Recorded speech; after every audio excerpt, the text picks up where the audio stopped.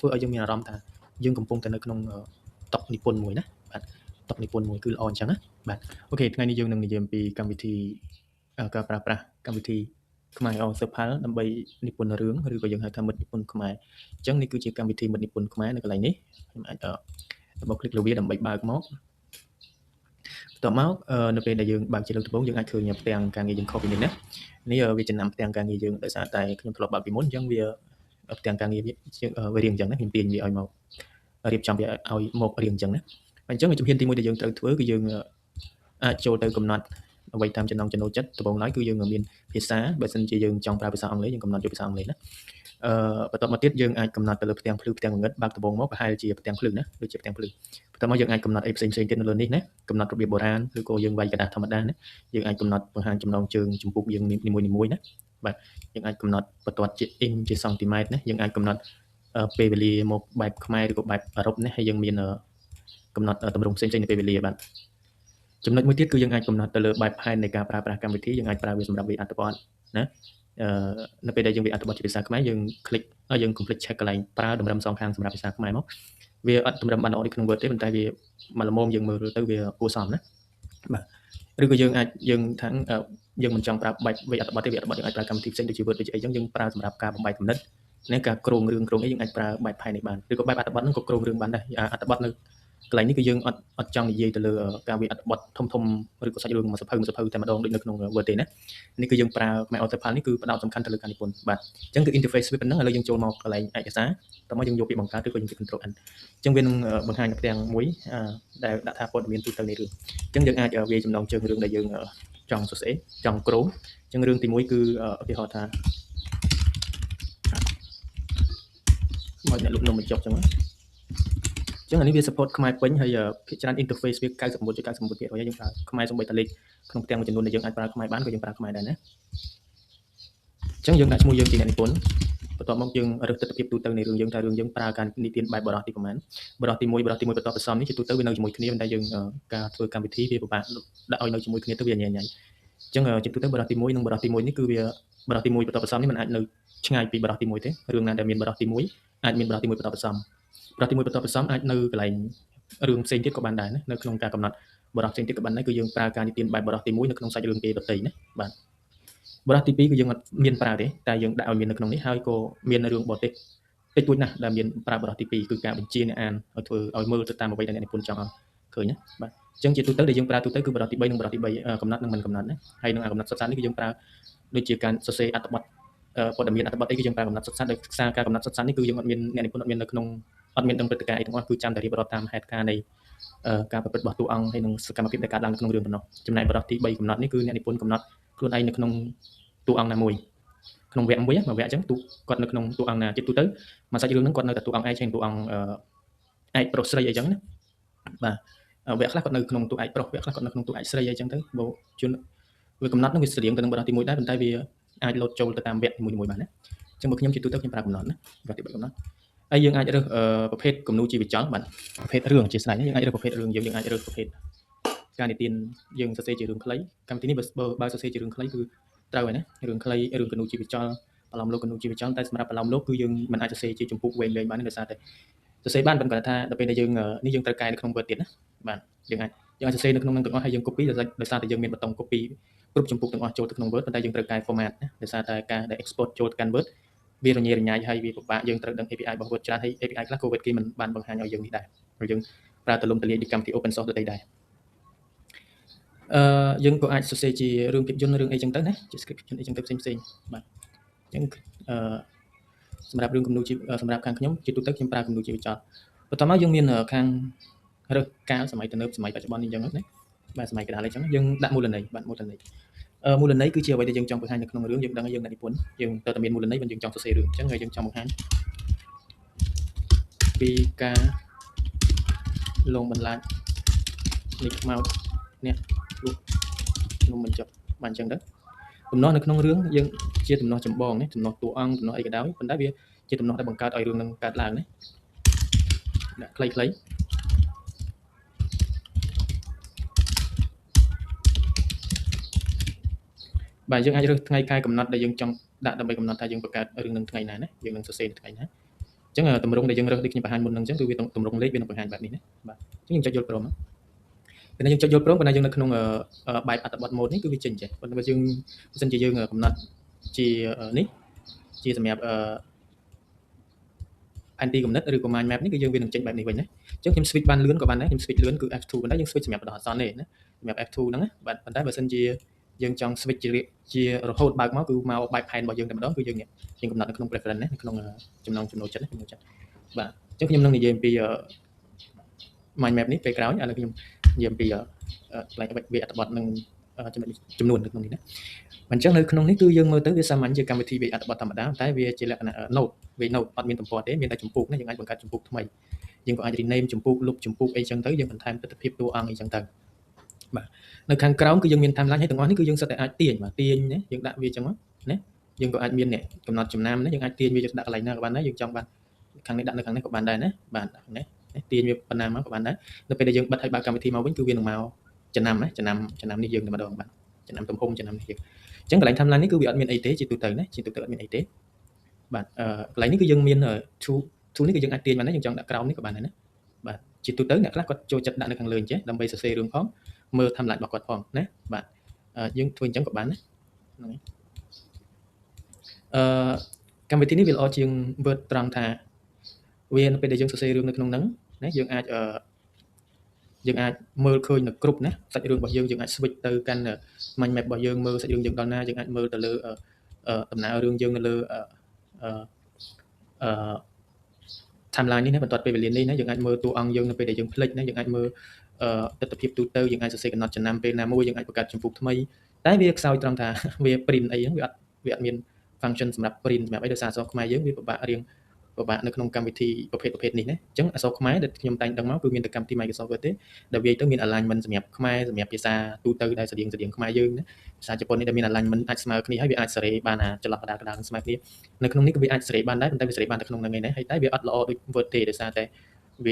ទម្លាក់បន្ទាត់អីហ្នឹងវាទម្លាក់អត់ដូចបានល្អដូច Word ទេប៉ុន្តែវាអាច stretch វាអាចទាញចន្លោះហ្នឹងឲ្យស្មើគ្នាប្រហែលនឹង Word ដែរប៉ុន្តែថាយើង print យើងអីយើងត្រូវ copy ហើយយកទៅកែនៅក្នុងនេះបាទឬក៏យើងចង់បើក Word ដើម្បីសរសេរហើយយើងបើកអមជាមួយនឹងកម្មវិធីហ្នឹងក៏បាននេះយើងបើកមកមាន template មួយដែលយើងអាចសរសេររឿងរបស់យើងនៅក្នុងហ្នឹងណាហើយយើងអាចប្រើ align អីនៅក្នុង Word ហ្នឹងបានទាំងអស់ណាបាទតែយើងត្រូវបើកពីកម្មវិធីណាឬក៏យើងសរសេរក្នុងនេះហើយចាំយើង copy ណា copy ទាំងអស់ចូលទៅក្នុង Word ក៏បានណាអត់បញ្ហានិយាយទៅវាមានអាឡែងគេហៅថាចំណុចខ្សោយវាប៉ុន្តែក៏វាមានវិធីដោះស្រាយគ្រាន់តែថាការដោះស្រាយហ្នឹងគឺយើងត្រូវការធ្វើច្រើនបន្តិចណាបាទវាមានគុណប្រយោជន៍គុណសម្បត្តិនិងគុណវិបត្តិរបស់វានៅក្នុងកម្មវិធីនេះជាមួយនឹងកម្មវិធី Word ណាបាទកម្មវិធី Word យើងអត់មើលឃើញពួកនេះណាបាទតោះឥឡូវជាទូទៅនៅពេលដែលយើងបានប៉ុណ្្នឹងហើយយើងត្រូវធ្វើអីទៀតសូមមើលមកសិនក្រែងលុបវាអស់អូខេសល់តែ7នាទីទៀតយើងធ្វើទៀតយើងទី1ជាទូទៅបើសិនយើងអាចមក mind map បាទ mind map នេះពេលដែលយើងនេះគឺវាមាននេះធំមួយជាសាច់រឿងធំមួយនៅកណ្ដាលហ្នឹងតែម្ដងណាអញ្ចឹងនៅកណ្ដាលហ្នឹងយើងអត់អាចទាញវាអត់អាចលុបវាបានទេអាហ្នឹងយើងបានបន្ថែមចំណុចអញ្ចឹងយើងមើលនៅលើនេះយើងមាន tool មួយចំនួនបាទ tool ទី1ហ្នឹងគឺ add ហ្នឹងបើសិនយើងអត់ select ទៅលើកាតណាមួយទេគឺវានឹង add ដោយអត់មានភ្ជាប់ទៅកាតណាទេណាបាទហើយយើង delete យើងចុច delete ធម្មតាណាអញ្ចឹងបើសិនខ្ញុំចុច select ទៅលើកាតមេនេះយើងចុច add មកវានឹងជាប់ជាមួយនឹងកាតមេណាហើយបន្ទាប់នេះយើងអាចដូរបានហើយវានឹងចំណាំយើងចង់បានត្រង់ឬក៏កោងណាបាទត្រង់ជាទូទៅយើងប្រើសម្រាប់ប្រភេទដូច structure ដូចយើងប្របែកគណិតបែបគេហៅថារចនាសម្ព័ន្ធណាតែនៅក្នុងនេះយើងប្រើ curve រឿងគឺត្រូវហើយណា curve ហ្នឹងគឺវាអាចភ្ជាប់តគ្នាបានច្រើនបាទបន្តមកទៀតយើងក៏អាច right click នៅលើហ្នឹងយើងបន្ថែមយើងលុបណាឬក៏យើង select នៅលើហ្នឹងមកយើង right click នៅលើបន្ទាត់ហ្នឹងមកយើងអាចលុបខ្សែបានណាអញ្ចឹងនៅពេលដែលយើងចង់ select កាតមេទៅលើកាតកូនគឺយើងត្រូវ select ណាភ្ជាប់កាតមេទៅលើកាតកូនយើងត្រូវ select កាតមេហើយយើងចុចភ្ជាប់នេះមកវិញណាតោះមកយើងចុចទៅលើកាតកូនណាអញ្ចឹងឧទាហរណ៍តែខ្ញុំលុបនេះកាតកូនណាអានេះគឺកាតមេជានិច្ចណាអញ្ចឹងកាតកូននេះយើងចង់ភ្ជាប់ទៅលើកាតមេវិញអត់កើតទេឥឡូវខ្ញុំ select ហើយខ្ញុំចុចភ្ជាប់ទៅលើកាតមេវិញអត់បានទេណាវាអត់ឲ្យទ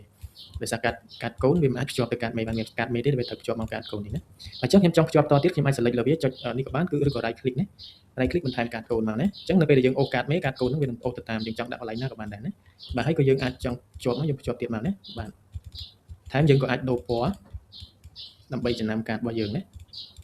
ាបាទណាដូរពណ៌ double click select control A select ទាំងអស់ក៏បានណាវាយយកតែម្ដងណាបាទ enter គឺយើងយកតែម្ដងណាបាទ enter ឬយើងចុចមកកន្លែងផ្សេងណាបាទអញ្ចឹងតំណែងគឺខ្ញុំបង្ហាញប៉ុណ្្នឹងហើយនៅពេលដែលយើងនៅពេលដែលទីហោថាវានៅកណ្ដាលចុះវានៅបាត់អញ្ចឹងយើងអាចចុចកណ្ដាលនេះមកវិញមកកណ្ដាលវិញណាបាទទី2អានេះយើងអាច clear នេះ clear ទាំងអស់ណា ចុចទៅគឺ clear on ម្ដងបាទមិនលុបមួយណាបាទយើងចង់ control A select ប៉ុណ្ណាក៏បានទាំងអស់បានប៉ុន្តែកាត់មិនយើងអត់ clear យើងក៏អាច export វាជា PNG បានដែរណា export PNG ទៅវានឹងចេញជា PNG ណារើសទំហំឬអីវាទៅtimeline យើងនិយាយពី timeline វិញបាទ timeline គឺជាកន្លែងដែលយើងមើលដំណើររឿងរបស់យើងហើយតិចនេះខ្ញុំនឹងបើករឿងមួយដែលយើងដែលមាន timeline នៅក្នុងមួយចំនួនខ្ញុំបានកំពុងតែ plan ធ្វើគម្រោងណាបាទអញ្ចឹង timeline មានដូចគ្នាមាន zoom មានពង្រីកពង្រួមហើយកំណត់ reset វាមកវិញណាមាននាំចេញជា PNG ក៏មានណាបង្ហាញទៅលើតើតួអង្គយើងរត់នៅក្នុងឆាកឈុតណាខ្លះណាដំណើររឿងដល់ណាបង្ហាញអីទាំងអស់នេះណាខ្ញុំប្រាប់អញ្ចឹងជាទូទៅជំហានទី1គឺយើងមក line mind map ហ្នឹងឯងណាយើងធ្វើគម្រោងរឿងយើងអញ្ចឹងណាតើមកយើងអាច right click នៅលើនេះយើងអាចបន្ថែមព្រឹត្តិការណ៍យើងអាចបន្ថែមតួអង្គឬក៏យើងមកកន្លែងនេះយើងបង្កើតតួអង្គយើងតែម្ដងដោយសារយើងមានគំនិតមានគម្រោងហើយណាអញ្ចឹងកន្លែងបង្កើតតួអង្គយើងអាច right click យើងបន្ថែមមកណាបន្ថែមយើងមានកន្លែងផ្សេងៗទៀតណាបាទកន្លែងនេះគឺយើងអាចមើលដំណើររឿងទាំងអស់ដែលយើងបានបញ្ចូលពីក្នុងនេះក្តីឬក៏ right click បញ្ចូលក្តីណា right click យើងបញ្ចូលមកណាបាទកន្លែងនេះគឺយើងអាចមើលកាលអាកាសនិយាយទៅគឺកម្មវិធីនេះយើងរៀបចំទៅតាមក្បួនខ្នាតនៃការនិពន្ធរបស់យើងបាទហើយកន្លែងផ្សេងៗទៀតយើងអាចបិទបើក panel យើងអាចមើលទៅលើកន្លែងហ្នឹងគឺយើងមានកន្លែងបិទបើកហើយណាបាទជ្រុងវិញមានកន្លែងបិទបើកហើយកញ្ញាបាទយើងអាចកំណត់ប្លង់ឡើងវិញណាក៏បានណាអញ្ចឹងយើងអាចឥឡូវយើងមើលអញ្ចេះឧបករណ៍ឯណាឧបករណ៍នៅក្រោមណាឥឡូវយើងមើលអញ្ចេះណាយើងមើលតែសមត្ថភាពវាមានអីខ្លះទី1យើងអាចបើក Word template នៅក្នុងហ្នឹងដើម្បីវាយអត្ថបទប៉ុន្តែនេះវាអត់មានវាឲ្យចូលក្នុងនេះហើយវាក្នុងនេះចូលក្នុង Word ទេអត់មានទេណាអត់មានទេដោយសារយើងពិបាកនៅក្នុងការ implement អានឹងចូលវាញ៉ៃពេកណាបាទយើងមាន copy ជំពូកទាំងអស់នៅក្នុងហ្នឹងណាបាទបន្ទាប់មកយើងមានបើកណា file ណាយើងមាន save ណា save គឺ save ចូល database ហើយបើសិនយើងចង់នាំវាចេញជា file នឹងទុករក្សាទុកថ្ងៃក្រោយឬក៏យើងចង់ uninstall កម្មវិធីអីយើងចង់រក្សាទុកអីយើងអាចនាំវាចេញជា file របស់វា file cap ណា k ខ្មែរ or sepal ណា kap ហើយយើងក៏អាចនាំចូលវាវិញមកបានដែរណាយើងអាចនាំចេញជា Word និង PDF បាទជា Word ប៉ុន្តែ format ចេញជា Word វា format ខ្លះវាអត់ consistent វាអត់ត្រូវណាវាអត់ត្រូវគ្នាបាទយើងត្រូវកែ format មួយចំនួនបាទអានឹងវាជា flaw វាជាចំណុចខ្សោយនៃកម្មវិធីបាទកម្មវិធីណាក៏មានចំណុចខ្សោយដែរណាបាទអញ្ចឹងនេះយើងអាចបិទរឿងហ្នឹងនៅសល់តែកម្មវិធីឬក៏យើងអាចបិទកម្មវិធីទាំងស្រុងឥឡូវខ្ញុំបើកមកវិញខ្ញុំបើករឿងមួយទៀតឲ្យមើលណា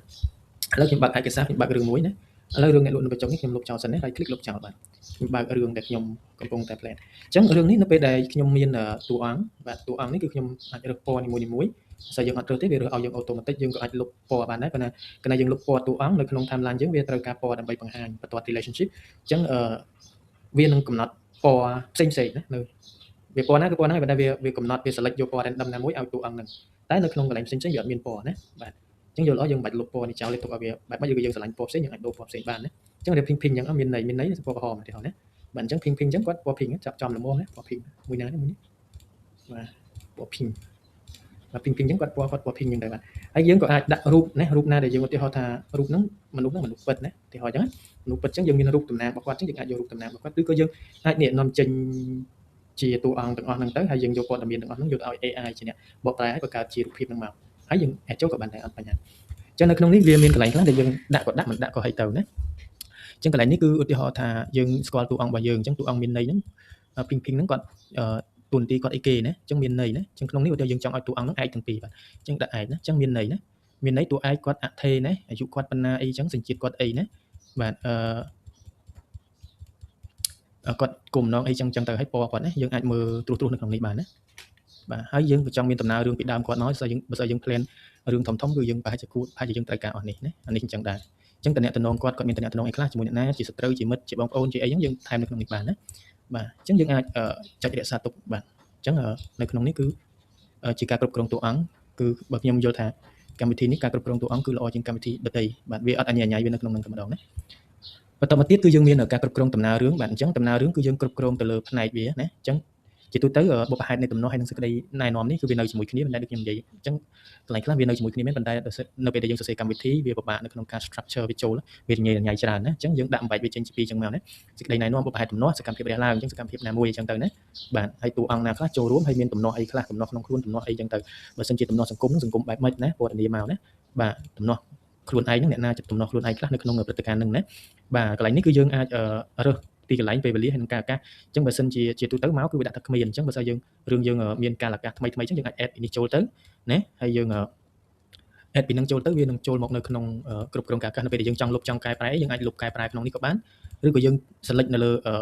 វានៅលើ timeline នេះយើងអាចយកកែប្រែមកយើងអាចកែប្រែទៅគឺវាចូលនៅក្នុងនេះនិយាយទៅក្នុងនេះជាទូទៅយើងមិនបាច់បើកក៏បានយើងបើកទៅពី timeline មកគឺវានឹងចូលមកកន្លែងនេះគាត់ថានៅពេលដែលយើងចង់លុបចង់កែប្រែអីដែលវាអត់មាន function នៅក្នុងនេះយើងមកក្នុងនេះគឺវាទាំងអស់ណាបាទអញ្ចឹងយើងចង់ថែមព្រឹត្តិការណ៍រងគេហៅ subplot ណាបាទអញ្ចឹង subplot គឺជាព្រឹត្តិការណ៍ដែលកើតឡើងព្រឹត្តិការណ៍តូចណាមួយដែលកើតឡើងនៅក្នុងព្រឹត្តិការណ៍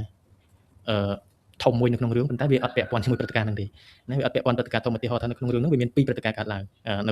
ងនៅរយៈពេលកំណត់ហ្នឹងអញ្ចឹងអាហ្នឹងគឺព្រឹត្តិការណ៍ធំទី1ដែលវាដើរទៅរក climax ដើរទៅរកចំណុចខ្ពស់បំផុតហ្នឹងនេះចំណុចខ្ពស់បំផុតនេះណាវាដើរមករកចំណុចខ្ពស់បំផុតនេះអាហ្នឹងវាជាព្រឹត្តិការណ៍តែព្រឹត្តិការណ៍មួយទៀតឧទាហរណ៍ថាអ្នករត់ម៉ូតូដុំហ្នឹងគាត់ត្រូវខ្មោចលោហ្នឹងព្រឹត្តិការណ៍ធំណាតែព្រឹត្តិការណ៍មួយទៀតអ្នក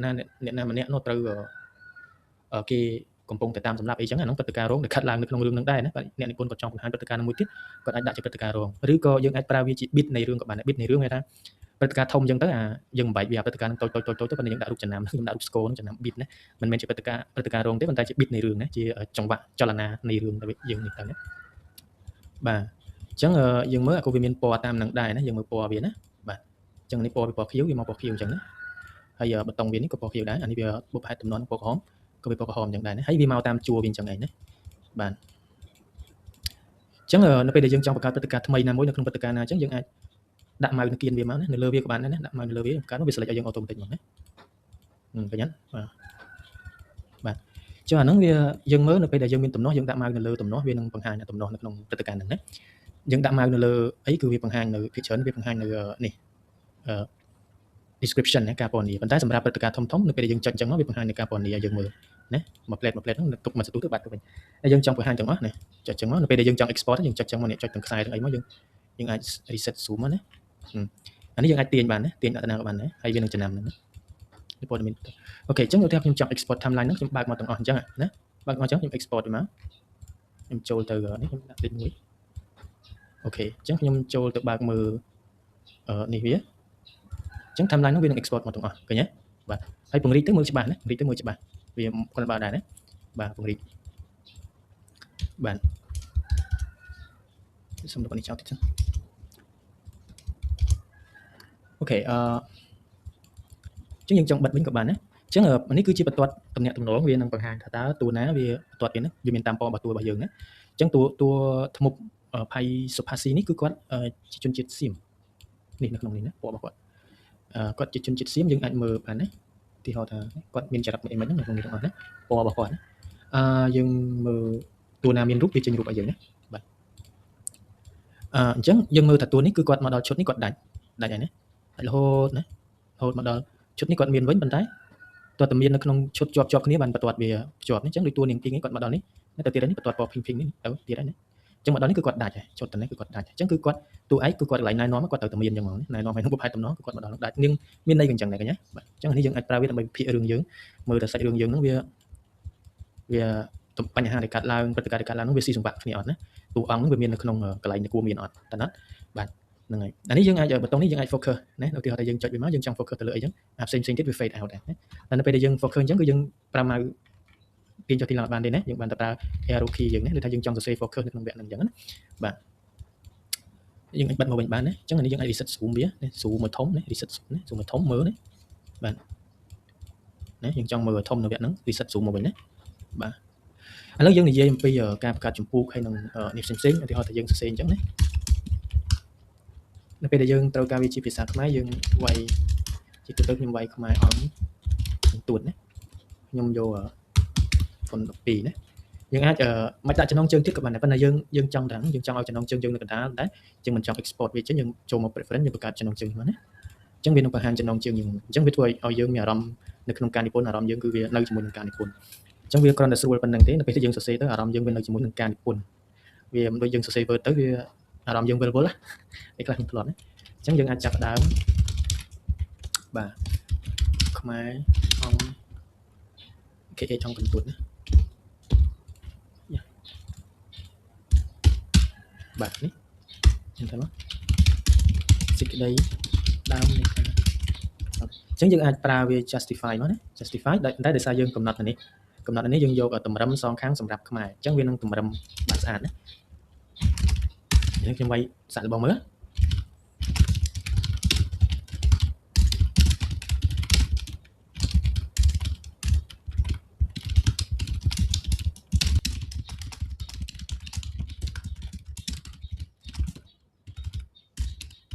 ចឹងមកនៅពេលដែលយើងចង់សេរីឡើងគឺយើងសេរីនៅក្នុងនេះប៉ុន្តែនេះយើងសម្រាប់តែ preview ទេអា line អីនេះណា line នេះយើងសម្រាប់តែ preview នៅក្នុងនេះទេនៅពេលដែលនៅទៅក្នុង Word អីយើងត្រូវសេរីវាម្ដងទៀតណាអានេះយើងសម្រាប់តែ preview យើងដាក់ប៉ុណ្ណាគឺវាទំហំវាប៉ុណ្ណោះទាំងអស់ណាទាំងអស់អញ្ចឹងនៅពេលដែលយើងបង្កើតចម្ពោះថ្មីយើងក៏អាចដាក់ចំណងជើងចម្ពោះអញ្ចឹងយើងចុច OK មកបាទណាអញ្ចឹងយើងអាចបន្តវាទៀតណាអញ្ចឹងនៅពេលដែលយើងដូរចំណងជើងទៅវានេះណាអញ្ចឹងចម្ពោះណាដែលយើងចង់លុបចោលយើងអាចលុបចោលបានណាហើយយើងអាចបន្ថែមនៅចំណុចអ្វីដែលសំខាន់នៅក្នុងនេះនៅពេលដែលតួអង្គនិយាយណាតួអង្គនិយាយគឺយើងអាចបន្ថែមនេះតួអង្គណានិយាយណាសន្ទនាតួអង្គនេះផងណាអញ្ចឹងយើងអាចសរសេរយកតែម្ដងណាអញ្ចឹងវាតួអង្គនិយាយនេះគឺបែបអ្វីដែលខ្ញុំធ្វើសម្រាប់គំនូរជីវចលអញ្ចឹងយើងអាចវាអត់មានលក្ខណៈដូចឡោមលោកបរទេសដែលយើងមានចេះអីណានេះគឺខ្ញុំធ្វើសម្រាប់គំនូរជីវចលទៅវាកន្លែងនេះគឺវាតម្រងសន្ទនាវាបែបយើងងាយស្រួលយកទៅធ្វើគំនូរជីវចលឬក៏លខោននិយាយលខោនអីបាទប៉ុណ្ណឹងហើយនេះយើងអាចបណ្ឌិតអក្ខរាវិរុទ្ធណាតើពាក្យហ្នឹងយើងសង្ស័យត្រូវឬខុសណាឃើញត្រឹមត្រូវណាបាទបើសិនជាពាក្យហ្នឹងវាអត់មានឃើញណាវាថាអត់មានសំណើណាហើយយើងចង់ឲ្យបន្ថែមចូលទៅក្នុងវចនានុក្រមផ្ទាល់ខ្លួនយើងវាអត់ចូលទៅក្នុងវចនានុក្រមយើងគ្រប់នេះទេចូលទៅក្នុងវចនានុក្រមផ្ទាល់ខ្លួននេះបន្ថែមចូលទៅវចនានុក្រមនៅពេលតាមមកយើងអាចកែប្រែវចនានុក្រមរបស់យើងពាក្យណាដែលយើងជប់ចង់ប្រើយើងអាចនេះហើយវចនានុក្រមហ្នឹងវា save ជាប់នៅក្នុងកម្មវិធីហ្នឹងយើងបើករឿងណាក៏យើងមានពាក្យហ្នឹងដដែលឧទាហរណ៍ថាយើងពេញចិត្តពាក្យណាណាយើងអាច add ចូលទៅក្នុង clean ណាយើងអាច add ចូលទៅក្នុងវចនានុក្រមរបស់យើងថ្ងៃក្រោយយើងប្រើពាក្យហ្នឹងមកវិញណាបាទឥឡូវយើងមើលកន្លែងនេះជាទូទៅនេះនៅពេលដែលយើងចង់កែប្រែសាច់រឿងយើងចំណងជើងអីយើង double click លើនេះមកណា double click ទៅវានឹងមកវិញហើយណាមកវិញបាទអញ្ចឹងយើងកែហើយយើងចុច OK មកវាហើយនេះគឺព្រឹត្តិការណ៍ទាំងអស់វាចេញនៅកន្លែងនេះកាលអាកាសទាំងអស់ក៏វាចេញនៅកន្លែងនេះណាបាទតាមកាលអាកាសពេលវេលាអីចឹងទៅបាទជារួមគឺកម្មវិធីនេះគឺយើងប្រើសម្រាប់ការនិពន្ធណាការនិពន្ធការក្រងរឿងក្រងអីហ្នឹងគឺត្រូវហើយណាបាទតែបើសិនយើងឲ្យយកវាទៅសរសេរជាសិភៅធម្មតាទេនៅពេលដែលយើងនិពន្ធរឿងអីក៏យើងត្រូវការទាញសិភៅទាញប៊ិចផ្សេងយកមកសរសេរដែរហើយបានយើងសរសេរបញ្ចូលនៅក្នុងកម្មវិធី Word ដើម្បីជាសម្រាប់នៃការបោះពុម្ពរបស់យើងតែនៅក្នុងនេះបើសិនជាយើងប្រើវាដើម្បីក្រងយើងសរសេររឿងទាំងអស់មកតាមចម្ពោះក៏បានដែរយើងត្រូវចុច copy ទាំងអស់ហើយយើងយកវាមកផាសនៅក្នុងនេះណាយើងអាចផាសតាមទម្រង់ណាមួយដែលយើងស្រឡាញ់តោះមកយើងកែប្រែវាទៅតាមនឹងទៀតទៅតាម format របស់យើងណា format របស់យើងបាទអញ្ចឹងយើងកែ format វាមកណាអញ្ចឹងវាប្រហែលជាងាយស្រួលជាងយើងណាប្រហែលជាងាយស្រួលជាងយើងប្រហែលជាល្អជាងយើងវាយក្នុង Word មួយគឺត្រង់តែនៅពេលដែលយើងសរសេរនៅក្នុងកម្មវិធីនេះគឺទស្សនវិជ្ជាទូទៅទាំងអស់គឺយើងមើលឃើញរបស់ឬទស្សនវិជ្ជាទូទៅរបស់យើងរឿងយើងទាំងអស់គឺយើងមើលឃើញណាបាទយើងក៏អាចថែមណាពណ៌ណាថែម background វាមួយចំនួននៅក្នុង Word ដែរណាបាទណាបាទហើយយើង copy ទៅហើយយើងសាកផាសមើលទៅវាមកអត់អញ្ចឹងយើងផាសជាមួយនឹងនេះណាជួនវាអត់មកទេជួនវាមកអញ្ចឹងបាទវាដោយសារយើងប្រើ AI ដើម្បីបង្កើតវា inconsistent ពេលខ្លះ inconsistent ទៅលើនេះតែម្ដងតែយើងត្រូវព្យាយាមមើលកូដវាម្ដងតិចៗទៀតដល់ខ្ញុំមិនទាន់មានពេលមើលណាបាទអញ្ចឹងយើងក៏អាចសរសេរចំណាំរបស់យើងនៅក្នុងនេះនិយាយទៅនៅក្នុងនេះគឺយើងនៅក្នុងបរិបទនៅក្នុងការនិពន្ធបាទរឿងជាច្រើនដែលខ្ញុំនិពន្ធដែលប្រើកម្មវិធីហ្នឹងទៅវាជួយឲ្យខ្ញុំហ្នឹងវានៅក្នុងបរិបទនិពន្ធហើយរឿងរបស់យើងគឺវាអត់បែកខ្ញែកវាអត់យើងអត់និពន្ធតាមបែបយើងនិពន្ធបដាគិតបដានិពន្ធបដាគិតបដានេះយើងគិតហើយបានយើងចាប់ផ្ដើមនិពន្ធអញ្ចឹងខ្ញុំឲ្យមើល mind map របស់ខ្ញុំរបស់រឿងនេះហើយខ្ញុំក៏អាចបិទណាបិទ